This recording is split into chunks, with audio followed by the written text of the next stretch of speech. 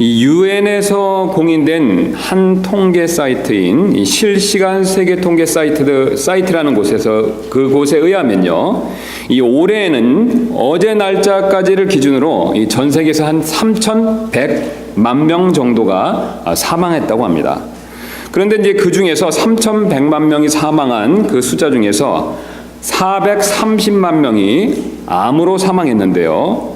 이 암은 전염병에 의한 사망 다음으로 전 세계에서 두 번째로 높은 이 사망의 원인이 되고 있다고 합니다.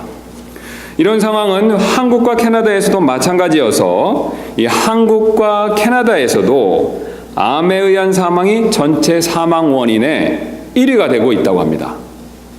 이처럼 암이 높은 사망률을 자랑하는 이유는 이 초기 발견이 쉽지 않기 때문에 그렇습니다. 암은 초기에는 아시는 대로 별 다른 증상이 없다가 어느 정도 진행되고 나서야 우리가 감지할 수 있는 여러 가지 증상이 나타난다라는 것을 우리는 잘 알고 있습니다. 그러나 그때는 이미 치료 시기를 놓치는 경우가 안타깝게도 참 많습니다. 이처럼 암은 우리 안에서 증상 없이 숨어 활동하기 때문에 처음에 발견이 쉽지 않고 그로 인해 치명적인 결과를 불러올 수밖에 없습니다. 그러나 오늘 성경은 암보다 더 무섭고 치명적인 한 존재에 대해서 우리에게 지금 경고해주고 있습니다. 암은 모든 사람이 걸리는 것은 아니지만 이 우리 안에 있는 치명적인 존재는 모든 사람 안에서 숨어서 활동하고 있습니다. 또한 암은 현대의 첨단 장비를 통해서 눈으로 직접 그 실체를 우리가 확인하고 발견할 수가 있지만 이 무섭고 치명적인 존재는 그 어떤 최첨단 장비를 사용하더라도 그 실체를 우리가 직접적으로 발견할 수는 없습니다. 오직 하나님께서만 발견하실 수 있고 그래서 하나님께서 말씀을 통해서 알려주셔야만 우리가 이 존재에 대해서 분명히 알 수 있습니다. 여러분이 무섭고 치명적인 존재가 무엇인지 아십니까? 우리가 오늘 방금 읽었던 대로 죄입니다. 암은 우리의 육신만을 파괴하지만 죄는 안타깝게도 우리의 영혼마저도 파괴할 수 있습니다. 암은 우리의 몸의 건강을 빼앗아 우리의 기력을 상실하게 만들지만 죄는 우리의 영적 기쁨과 즐거움을 빼앗아 영적인 힘을 잃게 만들 수 있습니다. 암은 우리에게 죽음을 가져다 주지만 죄는 우리에게 죽음 이후에 지옥에서 겪는 둘째 사망을 가져다 줄 수 있습니다. 이처럼 죄는 무섭고 치명적인 존재가 됩니다. 그러나 여러분 이것이 전부 다가 아닙니다. 죄는 이것 외에 또 다른 특징들을 가지고 있고 오늘 성경은 죄가 가진 이 또 다른 특징들에 대해서 우리에게 그 사실을 알려주고 있습니다. 그래서 오늘 이 시간에는 죄가 가진 이러한 또 다른 특징을 살펴보고 이를 통해 우리 안에 거하는, 우리 안에서 역사하는 그 죄에 대해서 더 큰 경각심을 갖는 기회를 갖고자 합니다. 그런 경각심을 갖는 저와 여러분들 되시기를 주님의 이름으로 소원합니다. 자, 그렇다면 본문이 말하는 이 죄의 특징에는 어떤 것들이 있겠습니까? 오늘 사도 바울은 죄에 대한 여러 가지 특징 중에서 세 가지 중요한 특징을 우리에게 말씀해주고 있습니다. 그래서 이 세 가지 특징을 본문이 말하는 순서에 따라서 한번 살펴보는 시간을 갖도록 하겠습니다. 오늘 사도 바울이 말하는 우리 안에 거하는 죄의 첫 번째 특징은 바로 죄는 법이다라는 사실을 우리에게 가르쳐주고 있습니다. 즉 죄는 그냥 죄로서 끝나는 것이 아니라 이 법의 특징을 가지고 있다라는 사실을 우리에게 분명히 말씀해주고 있습니다. 여러분 모두가 잘 아시는 대로 모든 법은 사실 힘을 가지고 있습니다. 여러분 그렇지 않습니까? 이 제정된 법은 사실 문서상에서 끝나는 것이 아니라 그것이 법으로 공포되고 선포되었을 때 분명히 그것을 강제하게 하는 힘을 가지고 있습니다. 이 몇 해 전에 영국의 유력 일간지인 더 타임스지에서 이 현재 전 세계에 존재하는 이 이상한 법 25가지를 소개한 적이 있었는데 제가 그 중에서 몇 가지를 한번 읽어드리도록 하겠습니다. 먼저 미국이 되는데요. 노스캐롤라이나 주는요. 음정에 맞지 않는 노래를 부르는 것은 위법이다라는 법조항이 있다고 합니다. 또 매사추세츠주는요. 침실 창을 닫지 않고 코를 거는 것도 역시 위법이다라는 규정이 있다고 합니다. 또 미시간주는요, 잘 아시는 대로 미국에 있는 그 오데오 근처에 있는 미시간주는요, 아내의 머리카락은 법적으로 남편 소유이므로 여자가 남편의 허락 없이 머리를 자르면 역시 위법이 된다고 합니다. 그리고 미국의 다른 나라의 희한한 법들을 보면요, 스위스는 밤 10시부터 아침 7시까지 목욕이 금지되어 있다고 합니다. 또 영국은 영국왕이 그려진 우표를 거꾸로 붙이는 것은 반역 행위로 간주한다고 합니다.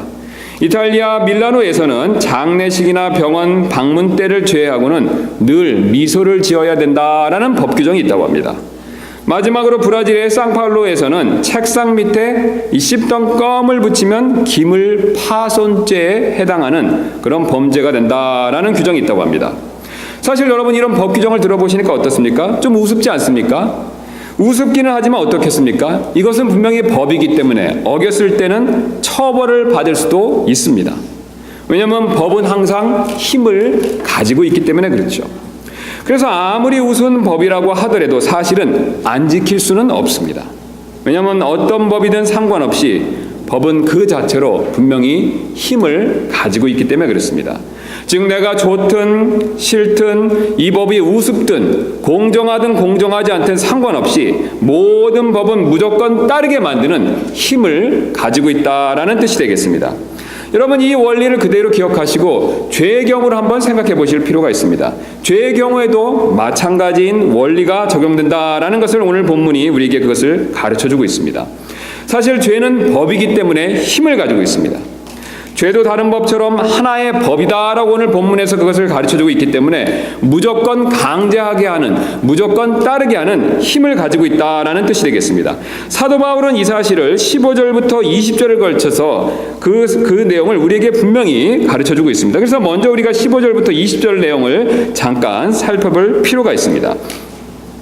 그래서 우리가 15절부터 20절 말씀을 보시면 이 6구절에서 매절마다 반복해서 꼭 나오는 단어가 있습니다. 동사가 있습니다. 여러분 발견하셨습니까? 어떤 동사가 되겠습니까? 행하다라는 동사가 되겠죠. 여러분 맞습니까? 예, 그래서 15절 말씀 보시면 내가 행하는 것을, 그 다음에 15절 중반에 봤었을 때 내가 행하지 아니하고, 그 다음에 15절 마지막을 보시면 내가 행하기 때문이라. 15절에서 3번에 걸쳐서 행한다는 동사를 말씀하고 있습니다. 16절도 마찬가지가 되죠. 내가 중간을 보시면 내가 행하면, 17절도 마찬가지가 되죠. 그것을 행하는 자는. 18절에도 동일한 내용이 나와 있습니다. 어떻게 행할지, 그래서 행할지에 대한 내용을 말씀하고 있고요. 19절 역시 내가 행하지 아니하고 라고 전반부에 말하고 있고, 또 마지막 19절의 마지막을 보시면 그것을 내가 행하기 때문이라. 20절 역시 마찬가지가 됩니다. 20절 전반부를 보시면 내가 행하면, 또 그 이어서 계속 보시면 그것을 행하는 자가, 그 다음에 이어지는 이 모든 말씀들 통해서 우리는 결국 지금 사도 바울이 첫 번째 강조하기를 원하는 것은 이 15절과 20절 말씀을 통해서 행하다라는 이런 동사를 강조하고 있는 것을 우리가 분명히 확인할 수가 있습니다. 그런데 이 행하다라는 동사를 유심히 좀 더 자세히 보시면 사도 바울이 지금 강조하는 바가 따로 있습니다. 바로 어떤 것이냐면 내가 원치 않는 어떤 것을 강제로 지금 행하고 있다라는 것을 강조하고 있죠. 다시 한번 보시면 15절부터 다시 한번 보시면 내가 미워하는 것을 내가 행하기 때문이다 라고 15절에서 말씀하고 있죠. 또 16절을 다시 한번 보시면 그런즉 만일 내가 원치 아니하는 그것을 내가 행하면, 그래서 원치 않는 것을 행한다라고 16절에서 분명히 말씀하고 계시죠. 17절도 역시 동일합니다. 그런즉 이제 그것을 행하는 자는, 여기서 그것을 행하는 자라는 동사의 의미는 앞에서 말하는 원치 아니하는 것을 행하는 것을 말하고 있죠. 그 다음에 19절로 내려가시면 19절 역시 후반부에 내가 원치 아니하는 악을 곧 그것을 내가 행하기 때문이라, 역시 동일하게 원치 아니하는 것을 행한다라는 것을 강조하고 있습니다. 마지막으로 20절을 보시면 역시 그것을 행하면 그것을 행하는 자가 더 이상 내가 아니요. 그래서 내가 원치 아니하는 것을 행하고 내가 행하면 그것을 행하는 자는 더 이상 내가 아니다라고 그렇게 말씀하고 있습니다. 그리고 강제로 행하는 그 존재가 어떤 것인가에 대해서 17절과 20절 말씀을 통해서 자기를 강제로 행하게 하는 그 존재에 대해서 분명하게 그것을 우리에게 지금 설명해 주고 있습니다. 17절 말씀 다시 한번 보시면 그런즉 이제 그것을 행하는 자는 더 이상 내가 아니요. 그 다음에 뭐라고 말씀하고 계십니까 여러분? 내 안에 거하는 죄니라. 내가 지금 원치 아니하는 것을 행하고 있는데 그것을 행하게 시키는 존재는 내 안에 존재하는 죄다라는 것을 분명히 우리에게 가르쳐주고 있습니다. 똑같은 내용을 20절에서도 말씀해 주시는데요. 이제 내가 원치 아니하는 그것을 내가 행하면 그것을 행하는 자가 더 이상 내가 아니요 내 안에 거하는 죄니라. 17절과 20절 말씀을 통해서 똑같은 내용을 강조하기 위해서 두 번 걸쳐서 동일한 사실을 말씀하고 있습니다. 사도 바울은 지금 자신이 어떤 것을 행하는데 그 행하는 어떤 그것들의 내용은 사실은 자기가 행하기를 원치 아니하는 것이라는 것이죠.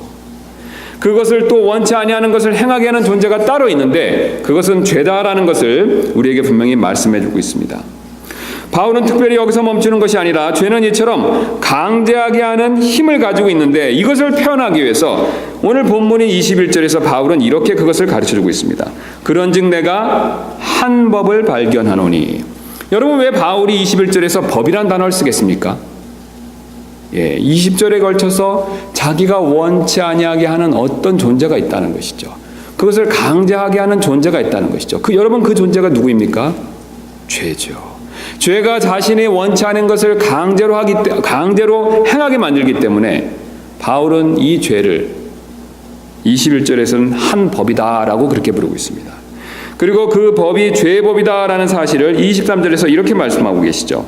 내 지체들 안에서 다른 법이 내 생각의 법과 싸워 내 지체들 안에 있는 죄의 법에게로 나를 사로잡아가는 것을 내가 보는도다. 여러분 23절에서 지금 사도 바울께서 무엇을 분명히 말씀해 주고 계십니까? 죄를 법이라고 부르고 있다는 것이죠. 즉 죄는 우리가 원하든 원치 아니하든 상관없이 강제적으로 행하게 하는 힘을 가지고 있다라는 사실을 우리에게 분명히 가르쳐주고 있습니다.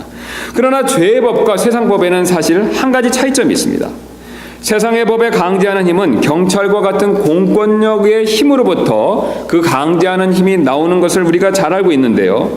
반대로 이 죄의 법은 다른 것으로부터 그 강제하는 힘이 나온다라는 것을 성경은 이미 우리에게 그것을 분명히 가르쳐 준 적이 있습니다.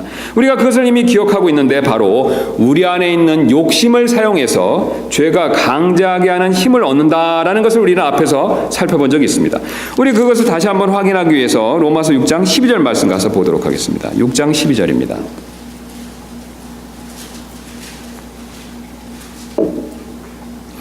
사도 바울께서 12절에 이렇게 말씀하고 계시죠. 그러므로 너희는 죄가 너희 죽을 몸 안에서 군림하지 못하게 하며 그 다음에 뭐라고 말씀하고 계십니까? 몸의 정욕 안에서 죄에게 순종하지 말고. 지금 죄에게 순종하는데 무엇 안에서 순종한다라고 말씀하고 계십니까? 정욕 안에서 순종한다는 것이죠. 죄가 우리 자신을 강제로 순종하게 만드는데 죄가 우리 자신을 강제로 순종하게 만들 때 바로 그 힘의 출처로서 우리의 몸의 정욕을 사용한다라는 것을 분명히 우리에게 말씀해주고 있습니다.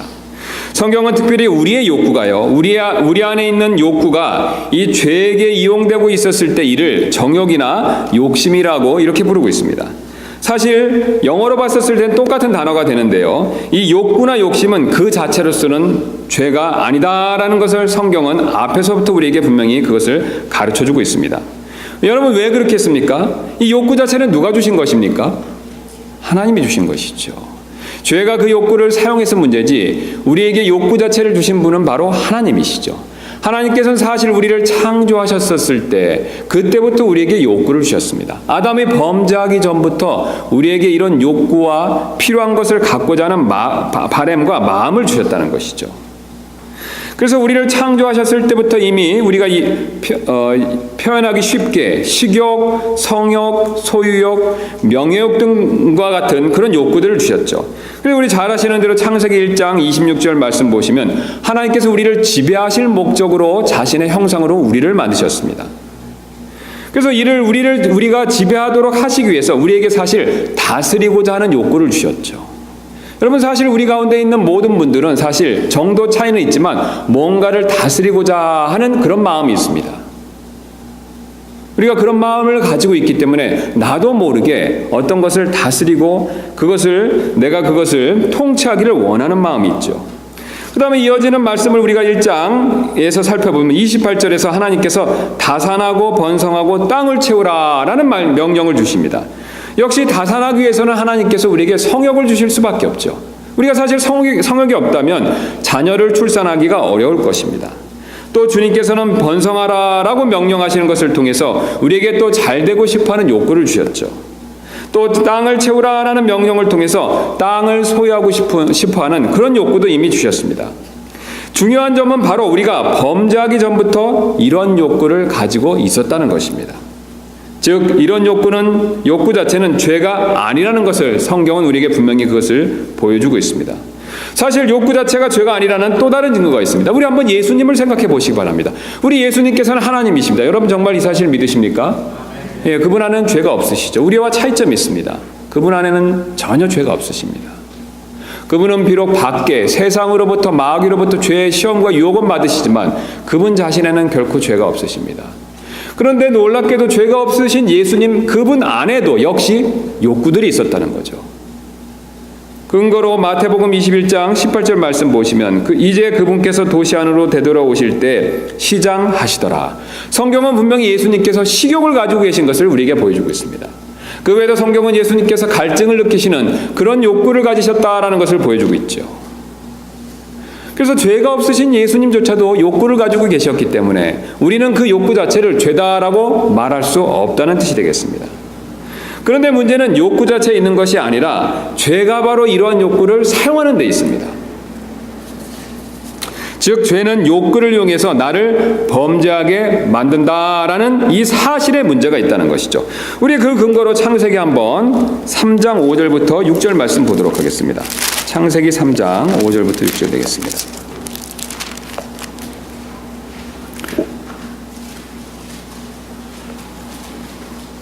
우리 잘 아시는 대로 뱀이 여자를 시험하는 장면인데 뱀이 이 여자에게 하는 이 마지막 말을 우리가 참 유심히 보실 필요가 있습니다. 3장 5절입니다. 너희가 그것을 먹는 날에 너희 눈이 열리고 너희가 신들과 같이 되어 선악을 알 줄을 하나님이 아시느니라 하니라. 여러분 참 놀랍지 않습니까? 뱀은 흉측하고 무서운 존재인데요. 자신의 흉측한 모습을 보여주고 무서움을 여자에게 주면서 강제로 먹게 하고 있는 것이 아니라는 것이죠. 여러분 이 말씀을 유심히 보시면 놀랍지 않습니까? 뱀이 지금 여자의 무엇을 자극하고 있습니까? 욕구들을 자극하고 있죠. 신들과 같이 되고자 하는, 높아지고자 하는 욕구를 자극하고 있습니다. 또 선악을 알 줄을 하나님이 아시느니라라고 하면서 이 선악을 아는 지식에 대한 호기심, 바로 욕구를 자극하고 있다는 것이죠. 이것에 따른 여자의 반응을 볼 필요가 있는데 6절에 여자가 이렇게 반응하는 것을 우리가 또한 볼 수가 있습니다. 여자가 보니 그 나무가 먹기에 좋고 눈으로 보기에 아름다우며 사람을 지혜롭게 할 만큼 탐스러운 나무이므로 그녀가 그 나무의 열매를 따서 먹고 자기와 함께한 자기 남편에게도 주매 그가 먹으니라. 여러분 어떻습니까? 뱀으로부터 욕구를 자극받은 이 여자 역시요, 지금 지혜롭게 할 만큼 탐스러우며 눈으로 보기에 좋고 먹기에 좋고 바로 이런 욕구들을 자극받아서 자신도 모르게 하나님께서 금지한 이 열매를 먹는 모습을 보여주고 있다는 것이죠. 결국 욕심이 강제해서 범죄하게 하는 모습을 우리에게 분명히 가르쳐주고 있습니다. 야고보서 1장 2절은 그 사실을 다음과 같이 정리해서 우리에게 말씀해주고 있습니다. 그런즉 욕심이 잉태하면 죄를 낳고 죄가 완료되면 사망을 낳느니라. 여러분 이 구절에서 흥미로운 사실은 욕심이 죄다라고 말씀하고 있지 않습니다. 욕심이 잉태하면 죄를 낳는다는 것이죠. 바로 죄가, 우리 안에서 역사하는 죄가 바로 욕심을 사용해서 우리를 범죄하게 만든다라는 사실을 분명히 보여주고 있습니다. 죄는 이처럼 우리의 욕구를 자극해서 강제하는 힘을 얻고 이를 이용해서 나도 모르게 범죄하게 만들 수 있습니다. 그래서 여러분 우리가 세상 사람들조차도 이 내용을 이해하고 표현할 때가 있습니다. 내가 욕심에 눈이 멀어서 이런 짓을 했습니다. 내가 욕심에 너무 사로잡혀서 이런 나쁜 짓을 했습니다. 라고 고백할 때가 종종 있다라는 것을 우리는 이미 그것을 잘 알고 있습니다. 그들은 자신들 안에서 역사하는 죄가 그 욕구를 자극했다라는 것을 알지는 못하지만 분명히 욕구를 통해서, 욕심을 통해서 범죄하게 되었다라는 것을 고백하고 있습니다. 그러므로 우리는 이 사실을 깨닫고, 오늘 하나님께서 가르쳐주시는 이 사실을 확실하게 깨닫고 죄가 우리의 욕구를 자신의 도구로 사용하지 못하게 해야 할 필요가 반드시 있습니다. 주님은 이를 위해서 우리에게 성령님을 주셨습니다. 성령님을 통해서 우리의 욕심을 통제하는 일이 가능하고, 그것을 위해서 우리에게 성경 말씀을 통해서 그것을 우리에게 권면해 주고 계십니다. 그래서 우리 갈라디아서 5장 잘 아시는 말씀이지만 다시 한번 가서 확인해 보는 시간 갖도록 하겠습니다. 갈라디아서 5장 16절부터 17절입니다. 왜 성령님께서 우리의 욕심과 관계돼서 말씀하시는지 갈라디아서 5장 16절부터 17절 말씀 통해서 잠깐 확인해 보도록 하겠습니다. 제가 읽도록 하겠습니다. 그런즉 내가 이것은 말하노니 곧 성령 안에서 걸으라. 그리하면 너희가 육신의 욕심을 이루지 아니하리라. 육신은 성령을 대적하여 욕심을 부리고 성령은 육신을 대적하나니 이 둘이 서로 반대가 되므로 너희가 원하는 것들을 너희가 능히 하지 못하느니라. 아멘. 여러분, 정말 내 안에 있는 욕심을 통해서 범죄하는 일을 멈추고 주님이 원하시는 대로 선한 일을 행하기를 원하십니까? 예, 여러분, 그렇다면 이 진리를 인정하고 우리는 우리 안에 계신 성령님을 따라 걸을 필요가 반드시 있습니다. 주님은 이 목적을 위해서 우리에게 성령님을 허락하셨습니다. 우리는 지금까지 죄의 첫 번째 특징을 살펴보았습니다. 이 죄의 첫 번째 특징은 바로 법으로서 강제하는 힘을 가지고 있다라는 사실을 살펴보았죠. 이제 두 번째 특징을 한번 살펴보도록 하겠습니다. 이 두 번째 특징은 바로 우리 안에 내재하는 이 죄가 가진 두 번째 특징은 바로 죄는 발견할 수 있다라는 사실을 사도 바울은 우리에게 오늘 가르쳐주고 있습니다. 즉, 죄는 우리가 찾아낼 수 있다라는 뜻이 되겠습니다. 여러분, 사실 이 세상에 존재하는 것들 중에서 눈에 보이지는 않지만 우리가 존재하는 것이 많이 있다라는 것을 이미 경험적으로 그것을 잘 알고 있죠. 예, 이미 존재하기는 하지만 눈에 보이지 않는 것들이 많이 있다는 것을 안다는 뜻이 되겠습니다. 여러분, 쉽게 얘기해서 우리 안에 있는 이곳에 공기가 있지만 여러분은 어떻습니까? 공기는 눈에 보이지 않지 않습니까? 그러나 우리가 공기가 존재하는 것을 알 수가 있죠. 가장 쉬운 방법으로 풍선 같은 것을 불어보면 우리가 공기가 존재한다라는 것을 쉽게 확인할 수가 있습니다. 또 우리가 이 전선에는 전기가 흐르는데요, 전기 자체는 눈으로 볼 수가 없습니다. 그러나 그 전선에 전기가 있다는 것을 어떻게 알 수 있겠습니까? 이런 전구를 보면 알 수 있죠. 그래서 우리가 전구에 지금 불이 들어온 것을 보고 이 전선을 통해서 그 안에 전기가 있다라는 사실을 우리가 분명히 알 수가 있죠. 여러분, 죄도 마찬가지가 됩니다. 죄는 우리 안에 있지만 눈에는 결코 보이지 않습니다. 눈에 보이지 않기 때문에 사실 사람들은 이 죄의 존재를 믿지 않습니다. 그러나 우리는 우리 안에 존재하는 이 눈에 보이지 않는 죄를 찾아낼 수가 있습니다. 본문 21절은 그 사실을 우리에게 분명하게, 명확하게 그것을 가르쳐주고 있습니다. 그래서 21절 말씀 보시면 그런즉 내가 한 법을 발견하노니, 여러분, 여기서 한 법은 무슨 법을 얘기하고 있습니까? 죄의 법을 얘기하고 있죠. 지금 죄의 법을 자신이 사도 바울은 발견했다라고 그렇게 말씀하고 있습니다. 여기서 발견했다라는 동사는 시험이나 조사를 통해서 찾아내야 알게 되었다라는 뜻을 가지고 있는 것이죠. 즉, 단순히 죄가 존재하는 것을 머릿속으로 아는 정도가 아니라 존재하는 죄를 직접 조사하고 경험하는 것을 통해서 알게 되었다라고 그렇게 바울이 말하고 있습니다. 그렇다면 눈에 보이지 않는 내 안에 존재하는 이 죄를 어떻게 우리는 발견할 수 있겠습니까? 바울이 이어서 그것에 대한 답을 가르쳐주고 있습니다. 그래서 21절 후반부를 보시면 그런즉 내가 한 법을 발견하노니 곧 내가 선을 행하기 원할 때. 여러분, 지금 무엇을 사도 바울이 우리에게 가르쳐주고 있습니까? 법을 발견했는데 언제입니까? 곧 내가 선을 행하기 원할 때, 그때 발견했다는 것이죠. 내가 선을 행하기 원할 때 악이 나와 함께 있는 것을 자기는 발견했다라고 분명히 말하고 있습니다. 즉, 내가 선을 행하기 원할 때 죄를 발견할 수 있다라고 그렇게 그 사실을 가르쳐주고 있습니다. 여러분, 우리가 이 사실을 우리는 사실 이것을 경험적으로 이미 잘 알고 있습니다. 내가 사실 주님 앞에서 돈 욕심을 부리지 말아야 되겠다. 그렇게 마음 먹고 주님 앞에 돈 욕심을 부리려고 하지 않았을 때 돈 욕심을 옆에서 부리게 만드는 죄를 우리는 때때로 분명히 발견할 수가 있습니다. 여러분 정말 그런 경험이 분명히 있지 않으십니까?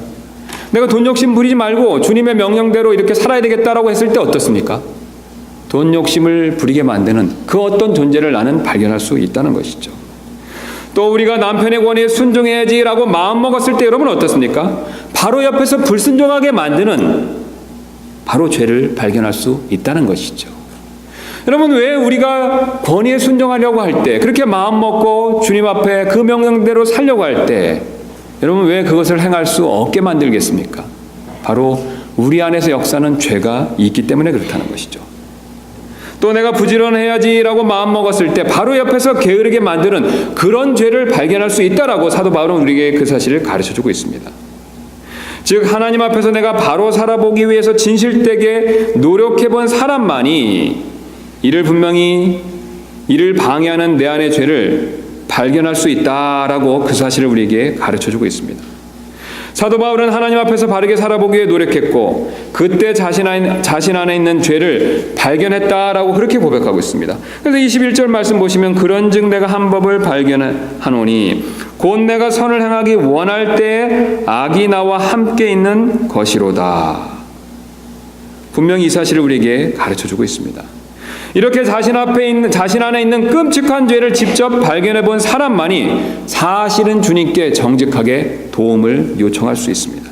그래서 바울은 자신이 분명히 자신 안에 있는 죄를 발견했었고 특별히 자기가 선한 일을 하려고 했을 때 그것을 발견했기 때문에 24절에서 다음과 같이 유명한 고백을 주님께 지금 드리고 있습니다. 오 나는 비참한 사람이로다. 이 사망의 몸에서 누가 나를 건져내랴. 사실 여러분 가운데 아직도 죄 문제로 인해서 주님께 도움을 요청하지 않는 그런 분이 계시다면 이분은 어쩌면 아직도 자신 안에 있는 죄를 정확하게 발견하지 못하신 분이실 수도 있습니다. 여러분 한번 입장을 바꿔놓고 만약에 여러분 안에 암이 걸렸다, 암이 있는 것을 발견했다라고 생각해 보시기 바랍니다. 여러분 당장 어떻게 하시겠습니까? 빨리 병원에 가시겠죠. 저를 포함한 모든 사람들이 사실 빨리 속히 가능한 한 병원에 갈 것입니다. 여러분 그렇다면 암보다 더 치명적인 죄가 내 안에 있다는 것을 내가 분명히 발견했다면요, 저를 포함한 우리 모두는 참 의사이신 예수님께로 더 가까이 나아갈 수밖에 없습니다. 이 문제는 사실 구원받은 사람이나 구원받지 않은 사람이든지 상관이 없습니다. 구원받지 않은 사람은 내 안에 있는 죄의 정죄함으로부터, 그 죄가 주는 정죄함으로부터 벗어나기 위해서 주님께 나갈 필요가 반드시 있죠. 또 구원받은 사람도 마찬가지가 됩니다. 내 안에 있는 죄의 힘으로부터 날마다 살아서 역사는, 특별히 내가 선한 일을 하려고 할 때 내 옆에서 역사는 그 죄를 발견했었을 때, 그 죄의 힘을 느꼈었을 때 그 죄의 힘으로부터 벗어나기 위해서 사실 주님께 더 가까이 나아갈 필요가 있습니다. 모두 다 주님께 나아가는 것이 필요하다라는 뜻이 되겠습니다. 그래야만 이 끔찍한 죄로부터 벗어날 수가 있습니다.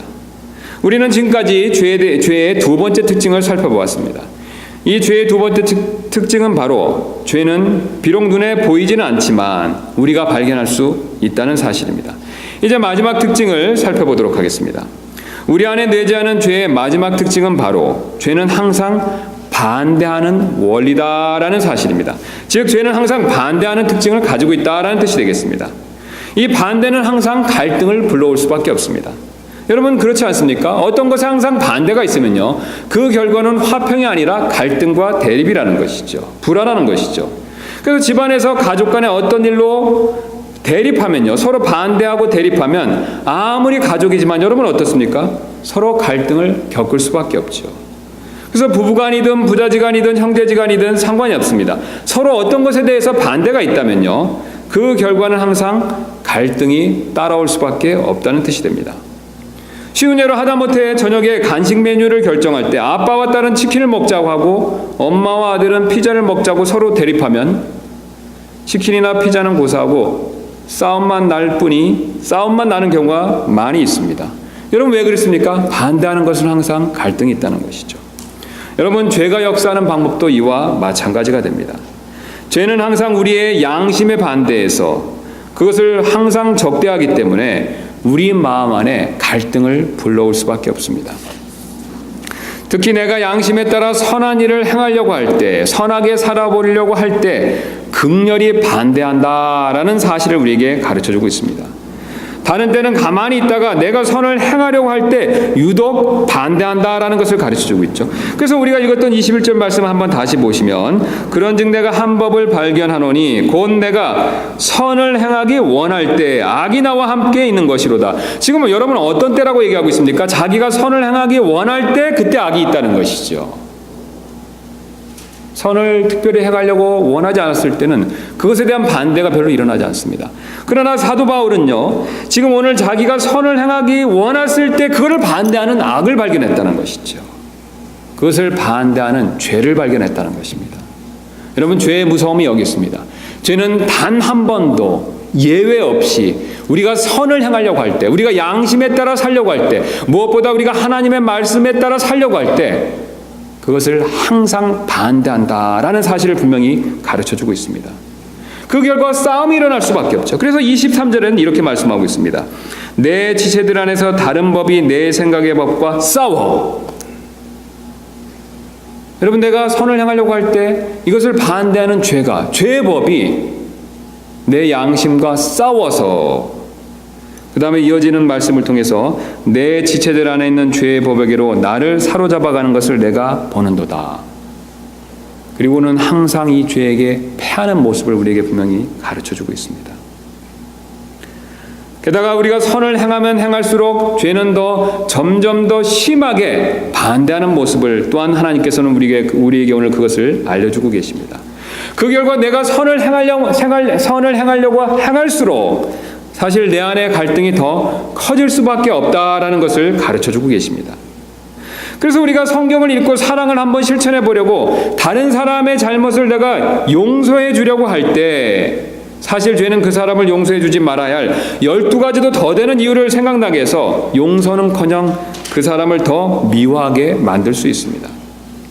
이런 이유 때문에 우리가 사실 남을 도와주거나 사랑하기가 어려울 수밖에 없습니다.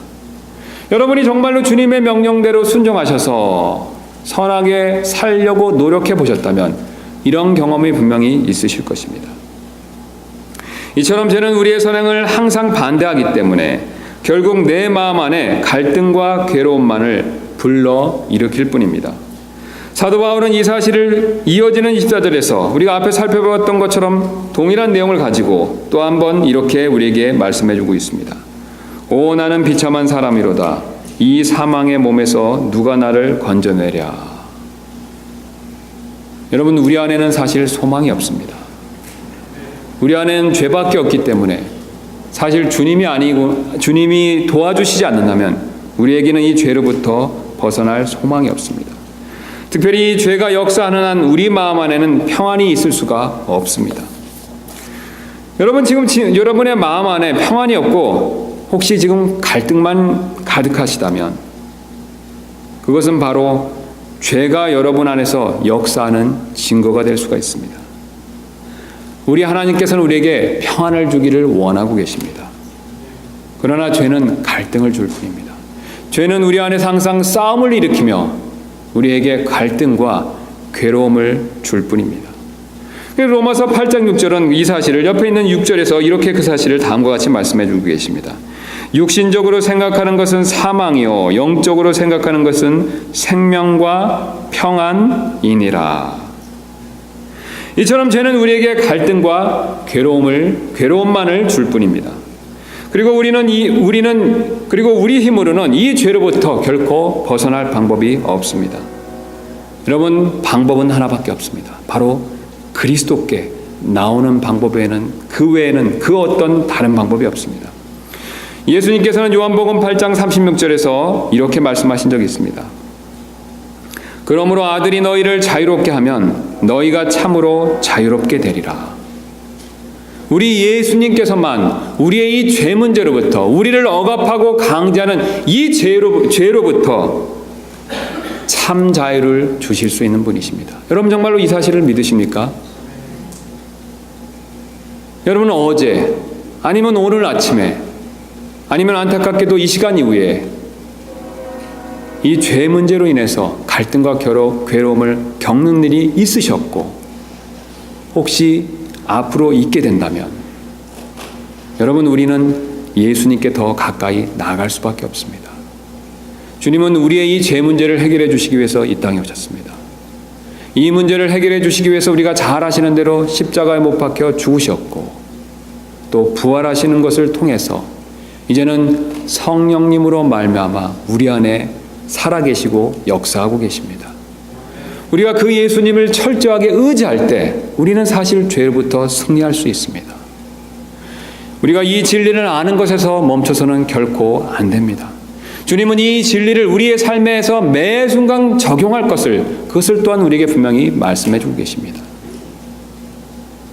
주님은 우리가 이 사실을 믿고 이것을 적용하고 이것을 통해서 죄와 날마다 싸우며 성령님의 도움을 통해서 죄로부터 자유함을 더 많이 누리기를 원하고 계십니다. 그러므로 여러분 가운데 아직도 혹시 구원받지 못한 분이 계시다면, 그래서 죄의 지배 아래에서 이 죄로 문제로 인해서 괴로워하시는 분이 계시다면, 여러분 그렇다면 이 시간 그리스도께 도와달라고 간청하실 필요가 반드시 있습니다. 또한 여러분 가운데 이미 구원받으셨지만 여전히 자신 안에 거하는 죄의 역사에 늘 넘어지시는 분이 계시다면 역시 마찬가지로 이 시간 그리스도께 도움을 요청하실 필요가 반드시 있습니다. 그리스도께서는 이 시간 우리와 함께 하시며 우리를 돕기를 원하고 계십니다. 그런 그리스도께 이 죄 문제를 맡기는 저와 여러분들 되시기를 주님의 이름으로 소원합니다. 우리 잠깐 눈을 감으시고 주님께 요청하는 시간을 잠시 갖도록 하겠습니다. 이 시간 특별히